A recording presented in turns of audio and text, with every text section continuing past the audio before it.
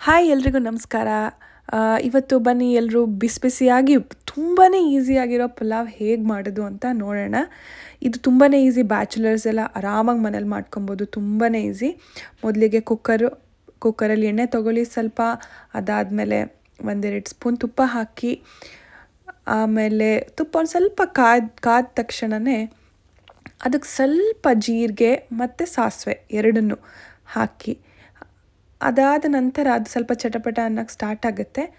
ಆವಾಗ ಸ್ವಲ್ಪ ಪಲಾವ್ ಎಲೆ, ಒಂದೆರಡು ಲವಂಗ, ಚಕ್ಕೆ, ಆಮೇಲೆ ಸ್ಟಾರ್ ಎಲೆ ಬರುತ್ತಲ್ಲ ಅದು, ಆಮೇಲೆ ಪಲಾವ್ ಎಲೆ ಎಲ್ಲದನ್ನು ಹಾಕಿ, ಆಮೇಲೆ ಶುಂಠಿ, ಬೆಳ್ಳುಳ್ಳಿ ಮತ್ತು ಹಸಿರು ಮೆಣಸಿನ್ಕಾಯಿ ಪೇಸ್ಟ್ ಮಾಡಿಟ್ಕೊಂಡಿದ್ದೀನಿ ನಾನು, ಅದನ್ನು ಹಾಕ್ತೀನಿ.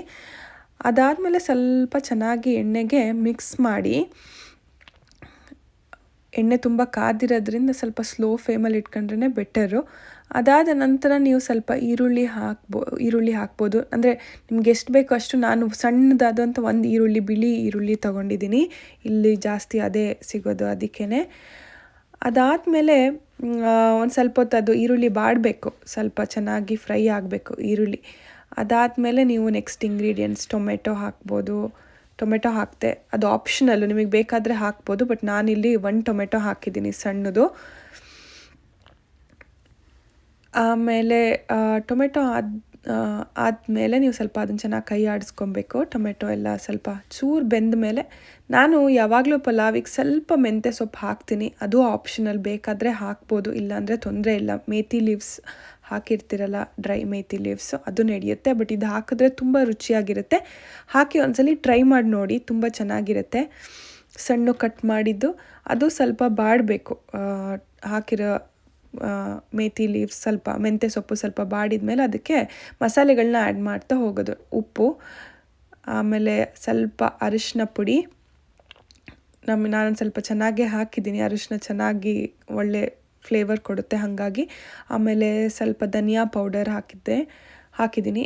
ಅದಾದಮೇಲೆ ಸ್ವಲ್ಪ ಚಿಲ್ಲಿ ಪೌಡರ್, ಆಮೇಲೆ ಸ್ವಲ್ಪ ಚಿಲ್ಲಿ ಪೌಡರ್ 1-2 ಸ್ಪೂನು.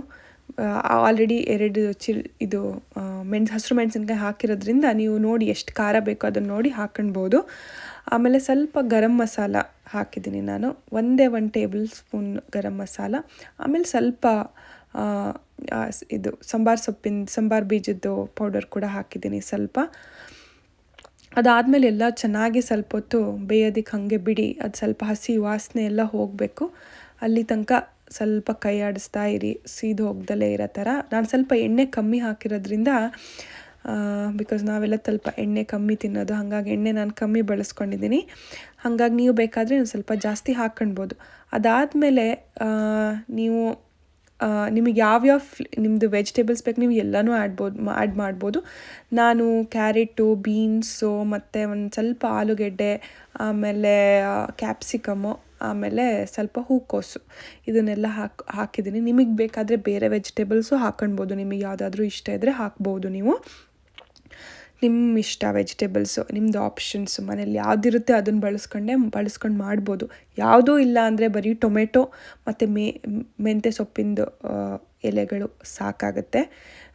ಬಟ್ ಸ್ವಲ್ಪ ತರಕಾರಿ ಹಾಕಿದ್ರೆ ಸ್ವಲ್ಪ ರುಚಿನೂ ಚೆನ್ನಾಗಿರುತ್ತೆ, ಸ್ವಲ್ಪ ತರಕಾರಿ ತಿಂದಾಗನೂ ಆಗುತ್ತೆ. ಹಾಗಾಗಿ ನಾನು ಯಾವಾಗಲೂ ವೆಜಿಟೇಬಲ್ಸ್ನ ಸ್ವಲ್ಪ ಜಾಸ್ತಿನೇ ಆ್ಯಡ್ ಮಾಡ್ತೀನಿ. ಅದು ರುಚಿನೂ ಕೂಡ ತುಂಬ ಚೆನ್ನಾಗಿರುತ್ತೆ, ಸ್ವಲ್ಪ ವೆಜಿಟೇಬಲ್ಸ್ ತಿಂದಂಗೆ ಆಗುತ್ತೆ. ಅದಾದಮೇಲೆ ಅದು ಸ್ವಲ್ಪ ಬೆಂದಾದಮೇಲೆ ನೀವು ಅಕ್ಕಿ ತೊಳೆದು ಇಟ್ಕೊಂಡಿರೋ ಅಕ್ಕಿನ ಹಾಕ್ಕೋಬೇಕು. ನಾನೇನು ನೆನೆಸಿಲ್ಲ, ಆವಾಗಲೇ ತೊಳೆದ್ಬಿಟ್ಟು 1-2-3 ಸಲ ಚೆನ್ನಾಗಿ ತೊಳೆದ್ಬಿಟ್ಟು ಹಾಕ್ತಿದ್ದೀನಿ. ಅದು ನೆನೆಸೇನು ಇಟ್ಟಿರಲಿಲ್ಲ. ನೀವು ಕೂಡ ಹಾಗೆ ಮಾಡ್ಬೋದು, ನೆನೆಸಿಟ್ರೂ ಕೂಡ ವಿಜಿಲ್ 1 ಕಮ್ಮಿ ಓಡಿಸ್ಬೇಕಾಗುತ್ತೆ ಅಷ್ಟೇ ಕುಕ್ಕರಲ್ಲಿ. ಸೊ ಅದನ್ನು ಚೆನ್ನಾಗಿ ಕೈ ಆಡಿಸ್ಕೊಳ್ಳಿ, ಎಲ್ಲ ಮಸಾಲೆ ಎಲ್ಲದು ಚೆನ್ನಾಗಿ ರೈಸ್ ಜೊತೆ ಮಿಕ್ಸ್ ಆಗಬೇಕು. ಆ ರೀತಿ ಚೆನ್ನಾಗಿ ಕೈ ಆಡಿಸ್ಕೊಂಡು, ಆಮೇಲೆ ಸ್ವಲ್ಪ ಹೊತ್ತು 1-2 ನಿಮಿಷ ನಾನು ಹಾಗೇ ಒಂದು ಸ್ವಲ್ಪ ಅದರಲ್ಲೇ ಕುದಿಯೋಕ್ಕೆ ಬಿಡ್ತೀನಿ. ಒಂದು ಸ್ವಲ್ಪ ನೀರಿನ ಅಂಶನೂ ಇರುತ್ತಲ್ಲ, ಹಾಗಾಗಿ ಅದು ಚೆನ್ನಾಗಿ ಮಿಕ್ಸ್ ಆಗಲಿ ಅಂತ 1 ನಿಮಿಷ ನಾನು ಹಾಗೆ ಬಿಡ್ತೀನಿ.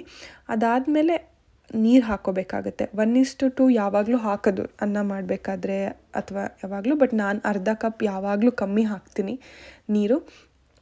ಬಿಕಾಸ್ ಅದರಲ್ಲೇ ಸ್ವಲ್ಪ ನೀರು ಜಾಸ್ತಿ ಬಿಟ್ಕೊಳುತ್ತೆ ತರಕಾರಿಗಳಲ್ಲಿ ಅಂತ ಹೇಳಿಬಿಟ್ಟು. ಅದಾದಮೇಲೆ ರುಚಿಯೆಲ್ಲ ನೋಡಿ ಉಪ್ಪೆಲ್ಲ ಸರಿಯಾಗಿದ್ದರೆ ನೀವು ಕುಕ್ಕರ್ನ ಮುಚ್ಚಿ ಇಡಬೇಕು. ನಾನು 2 ವಿಷಲ್ ಬರೆಸ್ದೆ. ಅದೇ ಎಲ್ಲ ಕುಕ್ಕರ್ಗಳ ಮೇಲೂ ಡಿಪೆಂಡ್ ಆಗುತ್ತೆ. 2 ವಿಷಲ್ ಆದಮೇಲೆ ನೋಡಿ ಹೀಗಾಗಿದೆ ಪಲಾವು. ತುಂಬಾ ಚೆನ್ನಾಗಿ ಬಂದಿತ್ತು ಪಲಾವ್. ತುಂಬಾ ಇಷ್ಟಪಟ್ಟರು ಎಲ್ಲರೂ ಮನೇಲಿ. ನೀವು ಒಂದ್ಸಲಿ ಟ್ರೈ ಮಾಡಿ. ಇದು ದಿಢೀರಾಗುವಂತಹ ಪಲಾವು. ಎಲ್ಲ ಟ್ರೈ ಮಾಡಿ ಹೇಗೆ ಬಂತು ಅಂತ ನನಗೆ ಹೇಳಿ.